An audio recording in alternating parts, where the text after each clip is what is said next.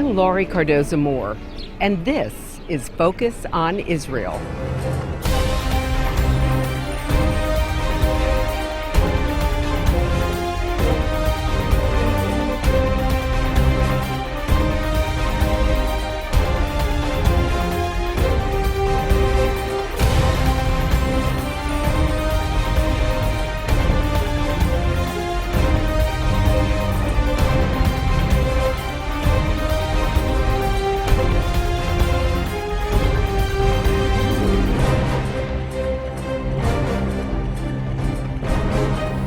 What disinformation is and how it has damaged Israel and the Jewish people? Well, on our program today, you'll learn the truth about this insidious and secretive attack. Hello, and welcome to Focus on Israel. I'm Laurie Cardoza-Moore, president and founder of Proclaiming Justice to the Nations, a nonprofit organization dedicated to educating and sharing the message of Christian biblical responsibility to the people and land of Israel against the rise of global genocidal anti-Semitism. Today, the media is rampant with many lies about Israel in the form of propaganda and disinformation. Many of us have been affected by disinformation and may not even realize what it is and how much it impacts us. When a nation or political entity espouses a lie, we label this propaganda and is usually recognizable. But disinformation is a different and much more insidious form of political deception. Disinformation is a lie spread not by the liar, but by another source, by a legitimate source that many believe in. This makes it not only harder to discern, but can give it an often endless life of its own. The lie thus becomes a rewritten history.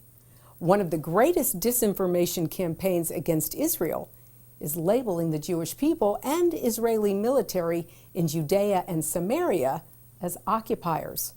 In 1967, when Israel was attacked by Arab armies from this area, Israel won back this vital part of their ancient homeland. According to international law, when you are attacked and when you don't give the land back to your attackers. As Menachem Begin once stated, these are not occupied territories, they are liberated territories. Many international agreements, including the British Mandate and the San Remo Resolution, clearly specify this land to be a part of Israel. Yet the world's media continues to call Israel occupiers. One of the longest standing and most heinous disinformation campaigns against the Jewish people originated in Tsarist Russia. The Protocols of the Elders of Zion was released onto the world in 1917 and is still used by anti-Semites to spread hatred of the Jewish people. The award-winning film Disinformation, The Secret Strategy to Destroy the West, gives a historical background to Russian disinformation and the disturbing creation of the protocols. Since World War II, disinformation has been the Kremlin's most effective secret weapon in its war on the West. Stalin turned the practice into a science deeply rooted in Russia's soil and history. Born in the 18th century, disinformation was the fruit of the passionate love affair between Catherine the Great and Prince Potemkin, her principal political and military advisor. In 1787, Potemkin took the Empress on a tour of the Crimea, which he had been instrumental in annexing from the Turks.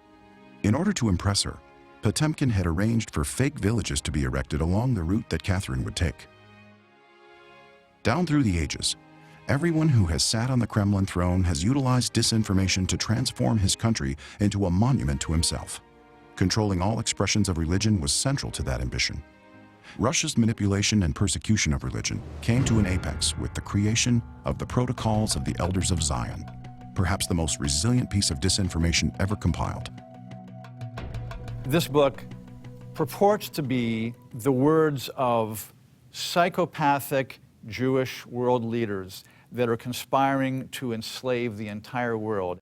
The Tsarists, who were anti-Semites to a fault, engineered the fabrication of a document they called the Protocols of the Elders of Zion for the purpose of sustaining one of the grounds for hating the Jews and engaging in pogroms against them, namely that they ran the world.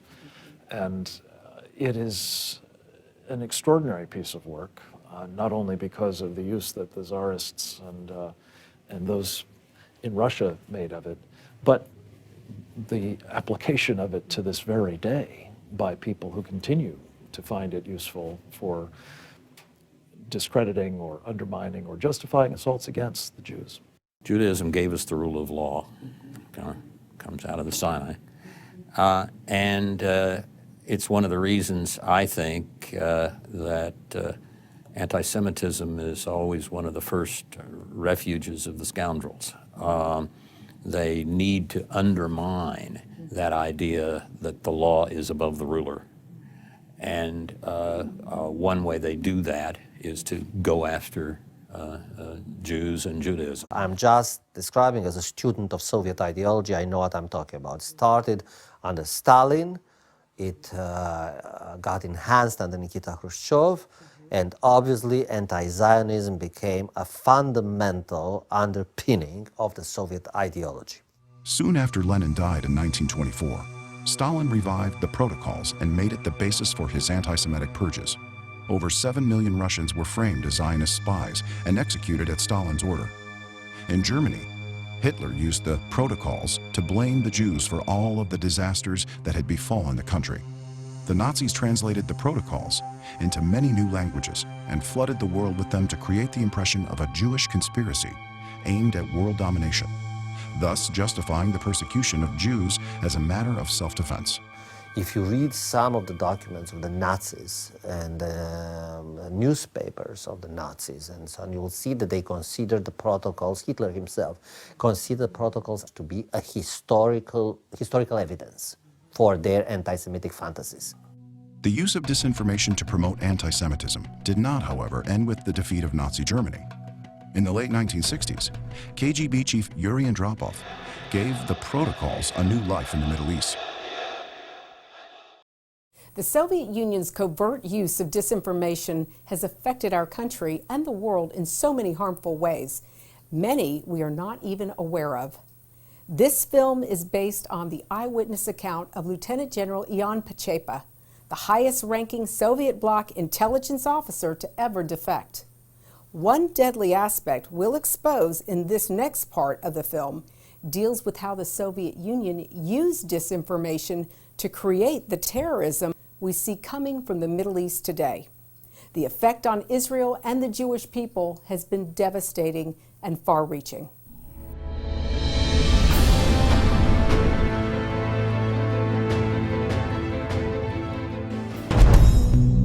In 630 AD, the political religion of Islam begins its cancerous spread across the Middle East. Within 100 years, the Muslims' bloody conquest and subjugation of others through invasion and war reaches the very heart of France. Beaten back at the Battle of Tours, the cancer would resurge once more as the Ottoman Empire. With the First World War, dreams of world domination are lost again as Islam's empire is crushed and the Muslim world stagnates in a medieval state. Even though multiple countries are carved from the Ottoman Empire and given into the hands of Muslim rulers, hatred for the West seethes. The Middle East becomes a petri dish of ancient hatred for Jews and the reconstituted Jewish state.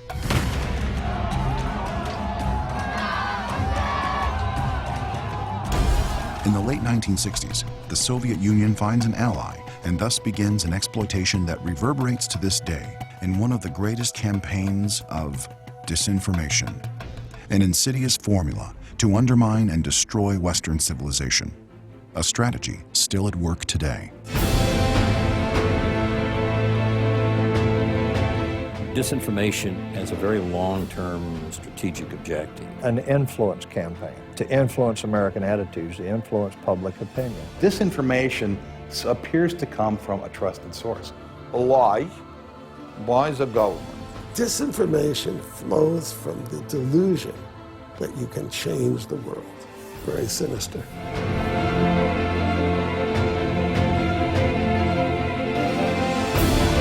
The disinformation has been a going on for years and years. If you can get the New York Times to release your misinformation, it becomes disinformation. It's deceptive, it's disgusting, it's despicable, and it's part of their political program. It's part of an overall strategy.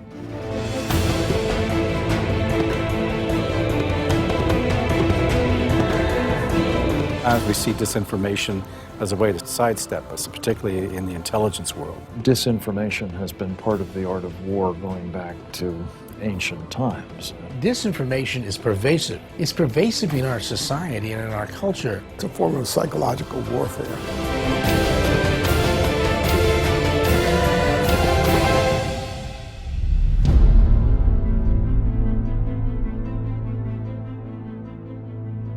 In June of 1967, the fast and decisive Six-Day War in the Middle East came to an abrupt end.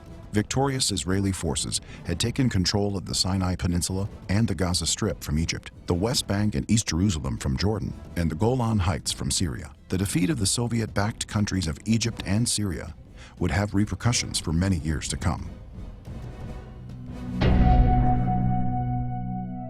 On the December 1968 cover of Time magazine, Yasser Arafat's face was seen by the world for the first time. Arafat was a product of the Kremlin's science of disinformation, and he ultimately became an expert in manipulating this invisible weapon. As a first step, the KGB destroyed the official records of Arafat's birth in Egypt, replacing them with fictitious documents that he had been born in Jerusalem. It amazed me at what great lengths the KGB took to transform an Egyptian-born Marxist into the Palestinian-born terrorist, Yasser Arafat. It took the KGB many years to endow Arafat with a credible birth certificate and other identity documents, to build him a new past and to train him at the KGB Special Operations Training School east of Moscow. The KGB gave Arafat an ideology and an ideological image. The Soviet disinformation machinery portrayed Arafat as a rabid anti-Zionist, an image that was not at all difficult.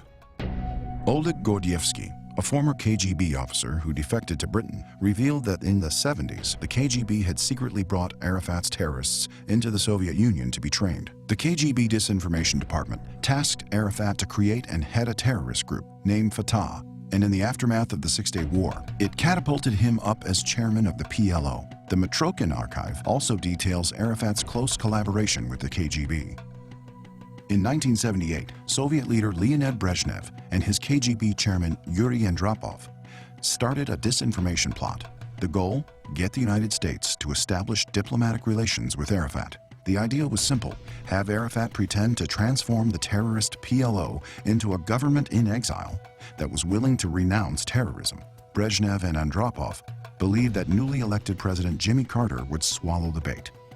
In 1994, Arafat was awarded the Nobel Peace Prize. Yet in 2002 alone, there were over 13,000 incidents of terrorism against Israelis committed by Arafat's PLO. 6 months later, the number of Israeli civilians killed by Arafat's martyrs exceeded 700. Few people have noticed that Mahmoud Abbas, who took Arafat's place, was educated in the former Soviet Union. Abbas graduated from Patrice Lumumba University in Moscow, a KGB-controlled school whose secret task was to create a new generation of foreigners dedicated to promoting the Kremlin's interests. In 1972, Lieutenant General Ion Mihai Pacepa was named the Deputy Chief of the Foreign Intelligence Service for Romania. Within a short time, he had absolute power over all the top organizations dealing with the West. As I was now in the inner sanctum of the Soviet bloc intelligence community, I was sent to Moscow to meet with Yuri Andropov, the chairman of the Soviet KGB. He told me about the next step in his Middle East disinformation strategy. Yuri Andropov had begun his unprecedented 15 years as KGB chairman just a few months before the 1967 Six-Day War. Israel soundly defeated the Soviet Union's most important allies in the Arab world, Egypt and Syria. In those days, both were in effect being run by Soviet advisors. As the new KGB chairman, Andropov decided to repair the Kremlin's prestige by humiliating Israel. His master plan was to revive anti-Semitism, to regenerate international terrorism against the United States and Israel. Hundreds of undercover agents infiltrated the Islamic target countries, and by 1978, the Soviet bloc intelligence community had sent some 4,000 such agents. The KGB planted the seed by distributing an Arabic translation of the Protocols of the Elders of Zion, along with documentary material proving that the United States was a Zionist country whose aim was to start a new crusade on the Islamic world. Thousands of copies were disseminated throughout the Middle East. This was certainly one of the greatest disinformation campaigns of modern times. Kids in many Middle Eastern countries, Arab countries, read the protocols. The textbooks have references to the protocols as if this is the real, reliable documents. America is the great Satan, and Israel is the little Satan. That's what every leftist believes, and that's what every Islamist believes. And that would be what the KGB believed. So, get the Jews. The terrorist war came into action at the end of 1968, when the KGB transformed airplane hijacking into an instrument of terror. Before 1969 came to an end, Palestinian terrorists, trained by the KGB, had hijacked their first El Al plane and landed it in Algeria. The hijacking had been planned and coordinated by the KGB, but to conceal his hand and drop off had the Popular Front for the Liberation of Palestine, a KGB front group, take credit for the hijacking. During the next 2 years, various KGB-trained Palestinian terrorists took credit for hijacking 13 Israeli and Western planes. All these hijackings were masterminded by the KGB. The Soviet Union was very involved with Arab nationalists, basically from the World War II period on, if not before. In the latter part of its lifespan, the Soviet Union began developing, and I think very aggressively engaged in supporting, people who weren't so much Arab nationalists as they were Islamists or jihadists, but in some degree were the sort of follow-on, the successors to the Arab nationalists. They trained terrorists. They helped them become much more formidable in terms of threat. And to varying degrees, they enabled or certainly facilitated their association with and interoperations in some cases with terrorists that the Soviets were also involved with in other parts of the world. The political success of hijacking Israeli airplanes prompted the KGB to expand into organizing public executions and attacks on Jews in airports, train stations, and other public places. The KGB threw millions of dollars and thousands of people into Andropov's disinformation and terror war. Here's the thing. The Islamists have been to school, and particularly the Palestinians, with the KGB and the communists during the Cold War. What the Islamists, the Muslim Brotherhood in particular, didn't learn from the KGB, they've learned from the American and European left. Andropov preached to me that in today's world, when nuclear arms have made military force obsolete, terrorism should become our main weapon against American Zionism. He looked at the Muslim world as a waiting petri dish in which we could nurture a strain of hate America, grown from the bacterium of Marxist-Leninist thought. Their illiterate, oppressed mouths could easily be whipped up to a fever pitch. We had only to keep repeating over and over that the United States was a war-mongering Zionist country, anxious to take over the world. Anti-American, anti-Zion, they're opposite Zionism. They're opposite sides of the same coin. And if it's easier to excite someone with anti-Zionism, knowing that it will also produce anti-Americanism, that is a classic invitation to disinformation specialists. If you read Khomeini's biography carefully, you'll see that he was trained both by Nazis and by Soviet communists on how to organize his movement. So the whole structure of the cadres inside the Khomeini movement came straight from Moscow. Well, I've seen intel reports over the years that the Russians were working with the Palestinian terrorist organizations, not just Hamas, but the PLO and others. And the PLO trained in the Soviet Union. It's the least secret fact in the modern world. And the alliance between radical Muslims and the world communist organizations is very intimate and has been there all along. Nothing new. And why not? They have a common view of the kind of society and government they want to have, totalitarian, and they have a common enemy, us. What's quite striking as we flash forward to today is the ways in which one of their clients, the Muslim Brotherhood, has emulated and frankly improved upon, is targeting all of the civil society institutions in this country and our government for the purposes of subverting us and ultimately achieving their victory. If you look at the Palestinians in Gaza and the West Bank, their heroes are Nazis. Their heroes are people who kill people because they're Jews, not because of anything they did, just because they're Jews. Their children are taught to hate Jews and want to kill them. The cumulative effect of distributing millions of Arabic translations of the protocols in Arabic over 20+ years throughout the Islamic world may be self-evident.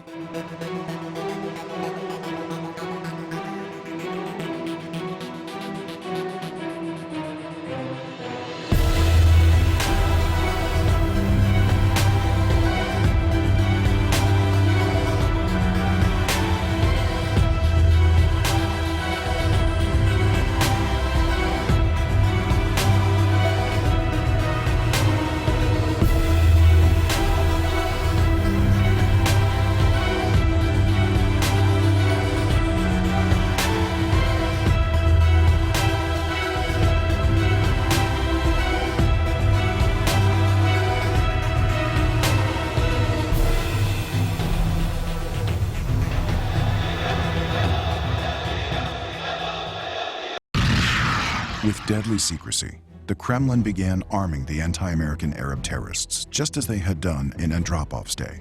On July 12, 2006, militants of Hezbollah, armed by Putin's Russia, launched a powerful rocket attack against Israel. Most of the Hezbollah weapons cases captured by the Israeli military forces during that offensive were marked Customer, Ministry of Defense of Syria, Supplier, KBP, Tula, Russia.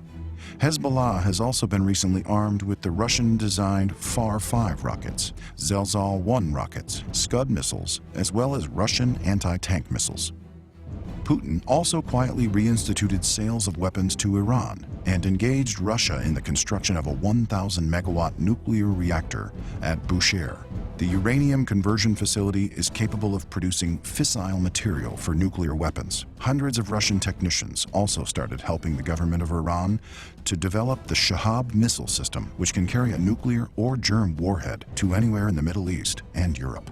The big dog in the Persian Gulf region right now, because they are developing a nuclear weapon, is Iran. So if they could establish that kind of influence and the Iranians would essentially dominate the Persian Gulf region, the Russians corner the market on gas and oil. Russia sees helping Iran and working with Iran, and it did with Syria as well, as a very good way to undermine American influence in the Middle East. Clearly, Iran is one of Mr. Putin's greatest allies. They're a great trading partner with him. Has built their nuclear power plants and probably has supplied them with a lot of other technology. We have to look realistically at the potential of a nuclear-armed Iran as being a huge threat, not only to America, but to global stability. Iran's current president, Mahmoud Ahmadinejad, had already announced that nothing could stop his country from building nuclear weapons, and he stated that Israel was a disgraceful stain on the Islamic world that would be eliminated. During World War II, thousands of Americans died to eradicate Nazism and its anti-Semitic terrorism. Now we're facing Islamofascism and nuclear anti-Semitic terrorism. In 2006, a former KGB officer, Alexander Litvinenko, defected to Great Britain and revealed some earth-shattering secrets to the British Foreign Intelligence Service. One of those secrets which became public was that the current leader of Al-Qaeda was trained in 1997 by the KGB in Dagestan. Evidence has also begun to reveal that the Kremlin was involved in igniting and then stealing the 2011 Islamic revolutions, called the Arab Spring. In Egypt, the most pro-American Islamic country, anti-government demonstrations started on January 25, 2011. Some of the young people there who were allegedly demanding democracy could be seen burning the flag of the very country that symbolizes democracy for most of the world. So everything is really unpredictable today in the Middle East. Muslim Brotherhood in Cairo, you can see quite a lot of disinformation going on about them in the American press, that they're not as bad as we thought they were, etc. It's ridiculous. And I can't think of a bigger danger for the Middle East than the rise of the Muslim Brotherhood. These are people who hate us and want Sharia law to be applied everywhere. And what they've done in the 2 or 3 towns that they occupied in Mali is cut hands off to punish people. Today, a major source of disinformation is spread through conspiracy theories. Many governments in the Mideast take these theories as fact, much like the protocols of Zion are. The most incendiary still circulating revolve around 9/11, with such fabrications that the CIA or Mossad were behind the attacks, and that no Jews died in the Twin Towers that day. People like conspiracy theories. It's kind of a substitute for God. That is, it puts order into the world. There's not random chaos and catastrophe. Everything is ordered because there's a conspiracy behind it. So people are prone, they feel comfortable with conspiracy theories. Well, that's our show for today, and I want to thank you for watching. We just showed a portion of this award-winning and important film. I highly suggest you obtain a copy of Disinformation, as there is so much more to learn about this insidious form of political deception. I want to remind you once again, the time to stand up is now. You can make a difference, and gaining critical knowledge is the first step. Get involved and support pro-Israel organizations such as PJTN. Visit our website, sign up to receive free action alerts, and order our films to share with others. God bless you, and thank you for all you do on behalf of our Jewish brethren and all Israel. We'll see you next time on Focus on Israel. To support this program, send your tax-deductible gift to Proclaiming Justice to the Nations, P.O. Box 682711, Franklin, Tennessee 37068.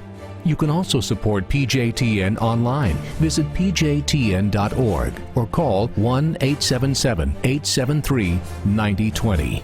Anti-Semitism has reached epic proportions, and Israel is now surrounded by nations who seek its destruction. For Israel to lose just one battle would mean losing everything. As Christians, it is our biblical responsibility to stand with our Jewish brethren and Israel. PJTN needs your help to reach more Christians with this urgent message. Please visit our website to become a member today and order our award-winning documentaries. You must decide that you won't be silent. Sign up now at pjtn.org. God bless you, and thank you for your support and prayers.